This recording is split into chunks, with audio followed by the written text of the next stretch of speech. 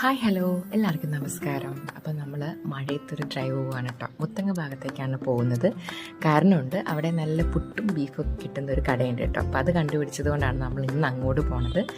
പോകുന്ന വഴി കണ്ട പൂക്കളാണ് കേട്ടോ. നല്ല ഭംഗിയുണ്ട്. മഴയത്ത് ഇങ്ങനെ കുതിർന്ന് നിൽക്കുന്ന പൂക്കൾ നല്ല കളർഫുള്ളായിട്ടുള്ളൊരു അടിപൊളി വ്യൂ ആയിരുന്നു കേട്ടോ.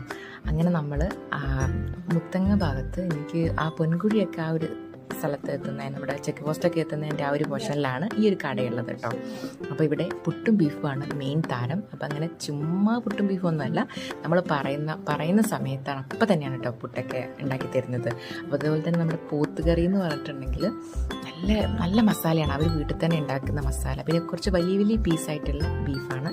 നല്ല കറുത്തിരിക്കും കേട്ടോ കറി, ഒരു കാപ്പി കളർ ഷെയ്ഡിലാണ് കറി ഉണ്ടാവുക. ആ ഗ്രേവി കാണുമ്പോൾ തന്നെ നമുക്കറിയാം നല്ല ടേസ്റ്റാണ് കേട്ടോ, നല്ല രസമുണ്ട്. നല്ല മസാലയൊക്കെ സ്വന്തമായിട്ട് ഉണ്ടാക്കിയതിൻ്റെ ആ ഒരു ഫ്ലേവർ നന്നായിട്ടുണ്ട്. അപ്പോൾ അങ്ങനെ അതൊക്കെ കഴിച്ചു. ആ ചേട്ടൻ ഇവിടെ നമ്മുടെ ഫിലിം സ്റ്റാർസൊക്കെ വന്നിട്ടുണ്ടെങ്കിൽ ഇവിടെ വന്നിട്ടാണ് ഫുഡ് കഴിക്കാമെന്ന് പറഞ്ഞു. അങ്ങനെ കുറേ ഫോട്ടോസ് കാണിച്ചു തന്നു കേട്ടോ. മമ്മൂട്ടിയൊക്കെ വന്നിട്ട് ഫുഡ് കഴിച്ചതിൻ്റെ ഫോട്ടോസൊക്കെ അദ്ദേഹം കാണിച്ചു തന്നിട്ടുണ്ടായിരുന്നു. അങ്ങനെ ഞങ്ങൾ നല്ലൊരു കാപ്പിയൊക്കെ കുടിച്ച് അവിടെ നിന്ന് ഇറങ്ങി കേട്ടോ. പിന്നെ നമ്മൾ നമ്പിക്കൊല്ലി, കല്ലൂർ ആ ഭാഗമൊക്കെ എത്തിയപ്പോൾ നന്നായിട്ട് അവിടേക്ക് വെള്ളം കയറിയിട്ടുണ്ട് നന്നായിട്ട്. ഓരോരുത്തർ അവിടെ ഇവിടെയൊക്കെ നടന്ന് മീൻ പിടിക്കുന്നുണ്ട് കേട്ടോ. ഈ വെള്ളത്തിൽ പോകുന്നത് ബുദ്ധിമുട്ടാണ്, കഷ്ടപ്പാടാന്നൊക്കെ പറഞ്ഞാലും ഇതൊരു ത്രില്ലാണല്ലേ. എല്ലാ മഴക്കാലത്തും നമ്മൾ മഴ പെയ്ത് കഴിഞ്ഞാൽ നമുക്ക് എന്തായാലും മീൻ പിടിക്കാൻ പോകണം, മഴയത്ത് പോകണം. അതെനിക്ക് എത്ര ബുദ്ധിമുട്ടാണ്, കഷ്ടപ്പാടെന്നൊക്കെ പറഞ്ഞാലും അല്ലേ, ഇത്ര പേടിക്കണം എന്നൊക്കെ പറഞ്ഞാൽ നമ്മൾ അറിയാതെ ഇറങ്ങിപ്പോകും. നിങ്ങൾ സൂക്ഷിച്ചും കണ്ടൊക്കെ പോവുക കേട്ടോ. Okay, by.